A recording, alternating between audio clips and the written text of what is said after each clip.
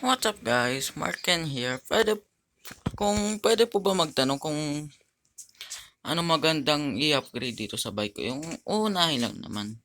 Pwede naman kayo mag-comment dito. Kasi kahit yung tawag dito, minsan adjacent, basta yan, nabasag kasi sa loob. Tas dito rin.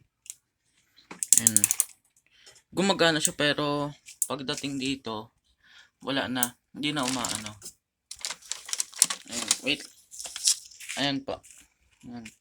Kaya naka-steady lang po siya dyan. Kaya po pag nagbabike po ako, tapos pag umaahon, nahihirapan po ako. Pwede po kayo mag-suggest guys ng mapag-upgrade dito sa bike ko. Kahit stem ko, pangit. Manubela, pangit. Kulay ng bike, pangit din. Napapangitan na ako sa bike ko eh. Ayan guys. So, salamat.